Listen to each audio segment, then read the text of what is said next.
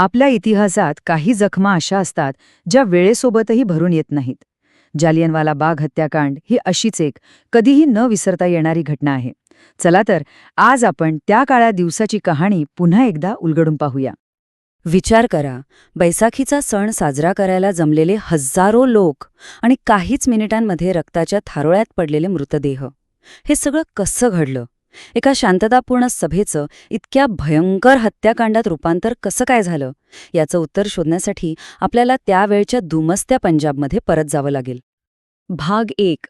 ठिणगी, विरोधाची लाट. बघा, कोणतीही मोठी घटना अचानक घडत नाही. त्याच्यामागे एक पार्श्वभूमी असते. जालियनवाला बाग हत्याकांडाच्या मागेही एक ठिणगी होती, ब्रिटिश सरकारच्या एका कायद्याची, ज्याने संपूर्ण पंजाबमध्ये संतापाची एक मोठी लाट निर्माण केली होती. आणि या सगळ्या असंतोषाच्या मुळाशी होता राऊलट ॲक्ट. हा काही साधासुधा कायदा नव्हता. हा तर भारतीयांच्या स्वातंत्र्यावर थेट घाला होता. म्हणजे ह्या कायद्यानुसार सरकार कोणत्याही व्यक्तीला फक्त संशयावरून कुठलीही चौकशी न करता तुरुंगात टाकू शकत होतं. साहजिकच या काळ्या कायद्याविरोधात लोक रस्त्यावर उतरले. अमृतसरमध्ये हा विरोध वाढतच चालला होता आणि परिस्थिती नियंत्रणात आणण्यासाठी शहराची जबाबदारी एका लष्करी अधिकाऱ्याच्या हातात दिली गेली. त्याचं नाव होतं ब्रिगेडियर जनरल रेजिनल्ड डायर. आणि त्याच्या येण्याने शांततेची जी काही थोडीफार आशा होती ती सुद्धा संपली. शहरात पाय ठेवल्या ठेवल्या जनरल डायरने लष्करी कायदा लागू केला. याचा सरळ अर्थ होता की लोकांचे सगळे नागरी हक्क काढून घेण्यात आले होते. कुठल्याही प्रकारच्या सभांवर, मिरवणुकांवर, इतकंच काय 4 लोकांनी एकत्र येण्यावर सुद्धा बंदी घालण्यात आली. अमृतसरमध्ये एक प्रकारची दहशतीची राजवटच सुरू झाली होती. भाग 2. जालियनवाला बाग हत्याकांड. एका शांत दिवसाचा अत्यंत दुःखद शेवट. तारीख होती 13 एप्रिल 1919ची. बैसाखीचा तो पवित्र दिवस. अमृतसरच्या लोकांसाठी हा एक सणाचा दिवस होता. पण कोणालाच कल्पना नव्हती की हा दिवस इतिहासाच्या पानांवर रक्ताच्या अक्षरांनी लिहिला जाणार आहे. जालियनवाला बागेत त्या दिवशी जवळपास 20,000 लोक जमले होते. यात पुरुष होते, स्त्रिया होत्या, लहान लहान मुलं होती. काही जण रॉलेट ॲक्टचा निषेध करण्यासाठी आले होते, पण यातले बरेचसे लोक तर आजूबाजूच्या खेड्यांमधून बैसाखीच्या मेळ्यासाठी आले होते. त्यांना शहरातल्या लष्करी कायद्याची काहीच कल्पना नव्हती. आणि इथेच परिस्थिती आणखी गंभीर झाली. जालियनवाला बाग ही नावापुरतीच बाग होती. खरं तर ती उंच भिंतींनी वेढलेली एक जागा होती, जिथून बाहेर पडायला फक्त एकच अरुंद रस्ता होता. म्हणजे नकळतपणे हजारो लोक एका सापळ्यात अडकले होते. सगळं काही अगदी शांततेत सुरू होतं. आणि मग अचानक त्या शांततेचा भंग झाला.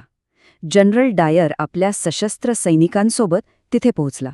त्याने बाहेर जाण्याचा एकमेव मार्ग बंद केला. जमलेल्या लोकांना कोणतीही सूचना दिली नाही, तिथून निघून जाण्याची संधीही दिली नाही. त्याने फक्त एकच आदेश दिला, फायर.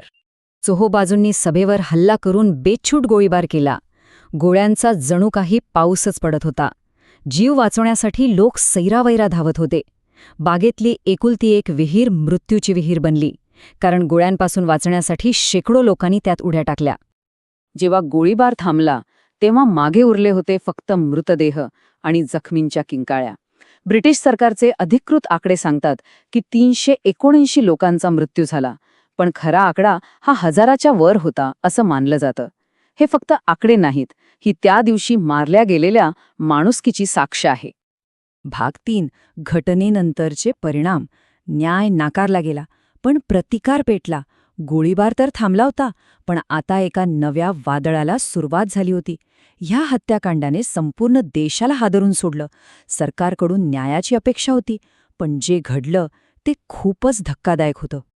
देशभरातून उठलेल्या संतापाचा आवाज थोडा कमी करण्यासाठी सरकारने हंटर आयोग नावाचा एक चौकशी आयोग नेमला. पण हा न्यायाचा फक्त एक देखावा होता. या आयोगाच्या अहवालाने पीडितांच्या जखमांवर मीठ चोळण्यापलीकडे काहीही केलं नाही. चित्र अगदी स्पष्ट होतं. एका बाजूला होती सरकारी यंत्रणा, जी गुन्हेगारांना वाचवत होती, जिथे जनरल डायरवर कोणतीही कठोर कारवाई झालीच नाही. आणि दुसऱ्या बाजूला होता भारतीय समाज, ज्याच्या मनात आता संतापाचा वणवा पेटला होता, जो आता वेगवेगळ्या रूपांतून बाहेर येत होता. या प्रतिकाराला 2 मोठे चेहरे मिळाले. एक होते रवींद्रनाथ टागोर, ज्यांनी ब्रिटिशांनी दिलेली सर ही पदवी परत करून आपला निषेध नोंदवला.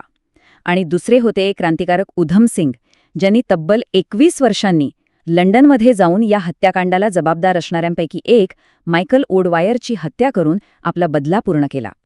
तर मग ह्या सगळ्या घटनेचा अर्थ काय?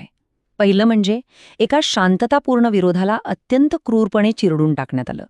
दुसरं, हे स्पष्ट झालं की ब्रिटिश सरकारकडून न्यायाची अपेक्षा करणं व्यर्थ आहे. आणि सगळ्यात महत्त्वाचं म्हणजे ह्याच घटनेनं भारताच्या स्वातंत्र्यलढ्याला एक नवी, अधिक तीव्र दिशा दिली. आणि शेवटी हा एक प्रश्न उरतोच की जेव्हा अन्याय होतो तेव्हा त्यातून निर्माण होणाऱ्या वेदना आणि प्रतिकाराचे पडसाद इतिहासात किती काळ घुमत राहतात? जालियनवाला बाग ही केवळ एक घटना नाही, तो एक प्रश्न आहे जो आजही आपल्याला विचार करायला भाग पाडतो.